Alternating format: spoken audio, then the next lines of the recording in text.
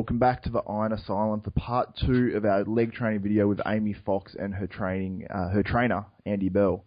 Now, guys, welcome back to the Iron Asylum. Now, something I want to ask was about your diet, Amy. I know when you started your diet under Andy, you were eating a lot of calories, actually. Like you said, it was almost 4,000 calories, which is pretty insane.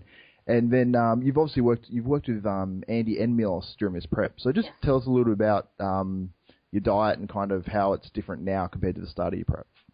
Well, I've just never really done an off-season diet full stop. Like normally in the off-season, I don't even eat protein. I just go for the carbs and the fat and that's about it. So Andy's plan was to get me eating right up so that obviously when I start to do my 12-week prep, I can pull calories yet, not starve. So I'm still on heaps of calories now, but yeah, in the off season it was up around 4,000, which took a little while to get used to because I'm a big eater as everyone knows anyway. And it took a little bit of practice to get the food in because when it's clean, healthy food and you're still eating that amount of calories, it can be quite tough.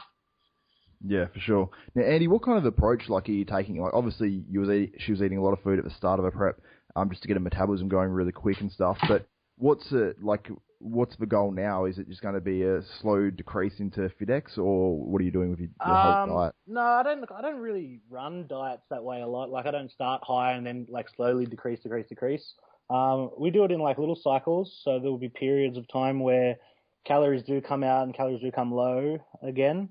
But then we'll bump calories back up again. Because the last thing you want to do is, I guess, come into a show, looking all stringy and, there's I don't know how to like technically describe it, but there's that certain point where in a diet you kind of start to become catabolic and, you kind of look flat and stringy and you don't tend to get any leaner. Like, how many people have you seen like this? They look awesome like a month out. And then you see them at the day of the show and they're like, 6 kilos lighter, but they don't look like they've lost any body fat. You know what I mean? So I obviously try to avoid that as much as possible. Right now, we've just like this week, we've just pulled the calories out a little bit because the calories have been higher for the last few weeks. So, we've just pulled them back out a little bit and we'll, blast it for a couple of weeks, try to lose some body fat, then try to kind of, I guess, stabilize her metabolism again so she doesn't like drop too low, and then just do it in little steps like that. Yeah, for sure. And it makes a lot of sense as well because previous years I know myself and other people as well have just kind of each week pulled a bit more calories, added a little bit more cardio, and just done that as a progressive thing, and their metabolisms have either just died or they've just end up losing muscle, no fat.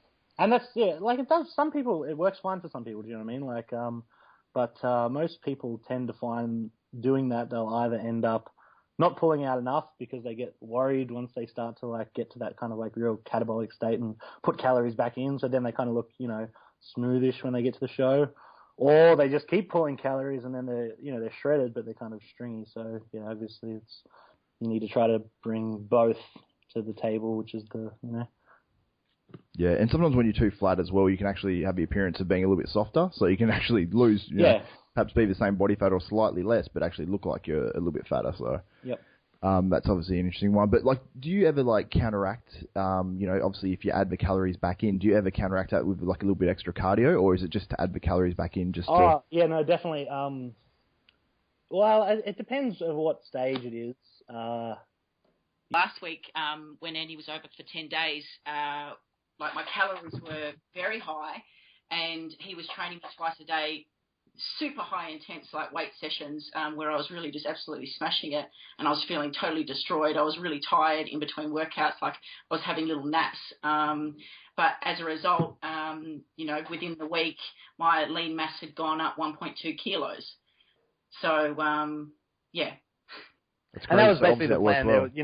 When I got to Perth, she was in, I guess, what I thought pretty good condition for that stage of the game, but probably just wanted to like put a little bit more muscle back on. Yeah, for sure. So it depends what like I guess it is really like it's like a week to week thing. Do you know what I mean? You kind of see progress every week, and then you have to decide, all right, what's the next step. So. Yeah, for sure. Now, you guys do like some different techniques and stuff. You move on to leg extensions just for one set, but it's a very, very intense set where you do some like negative type movements where you're pushing down on the on the pad, and Amy's kind of resisting the force and stuff, and then like you do some little like almost like I don't know how to explain them, like little like pump type movements at the bottom of the exercise and stuff to finish off. What's the goal with this? Is it just to increase intensity as much as possible, or is it just to use different techniques to kind of maybe stimulate some growth? Look, I think it's just to really like, fatigue as many muscle fibers and motor units as possible. There's this whole kind of like big debate where you have like one group of people who say that, lifting heavy is all that matters and, progressive overload, blah, blah, blah. I'm not saying progressive overload doesn't work, and it does for sure, but, in my opinion, as far as like bodybuilding goes or bodybuilding, physique, whatever figure, definitely volume gets my vote.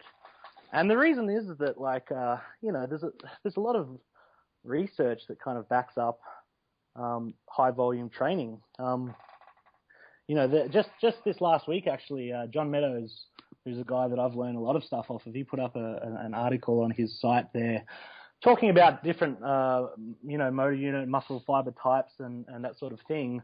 What they've found is like with, they've taken muscle biopsies of like elite level bodybuilders, and what they've found is like, I guess, opposite to what they thought they would find.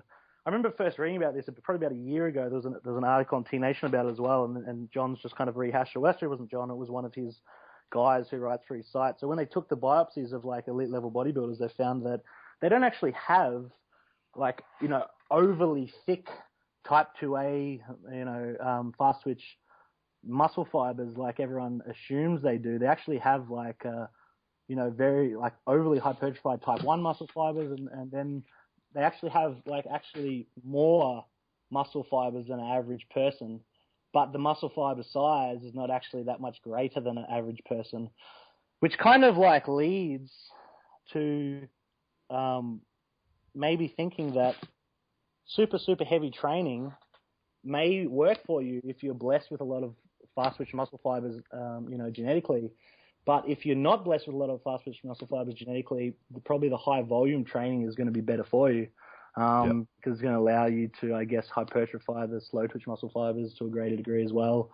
And even like, there's some things in this guy's article which is very, very interesting, which suggests that, this the theory about hyperplasia and growing new muscle fibers is actually quite plausible in humans, because if you take a guy who's like, whose leg is, I can't remember the percentages, but his leg is like 64% larger than an average person, yet his muscle fiber size is about the same as the average person.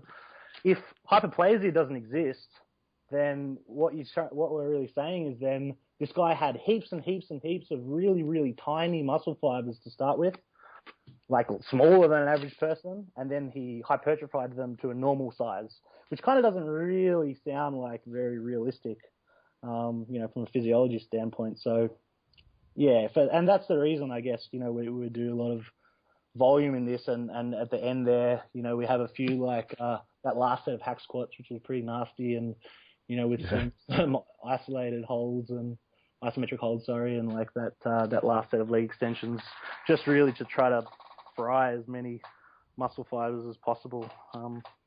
Yeah, for sure. And it's definitely a high intensity and a high volume type workout. So I want to just mention before we wrap this up, you can catch myself and Amy on our new radio show called Girls Dig Muscle Radio, which I know you love the name of that, Andy. Yes. So that's by the time this video goes up, it will be on rxmuscle.com.au. You can go to the front page and check that out, and it will soon be on iTunes. Probably actually by the time most people watch this video, it will actually be on iTunes as well. So Amy and Andy, thank you for being in the Iron Asylum. Thank you. And we're out. Like we always do with this time.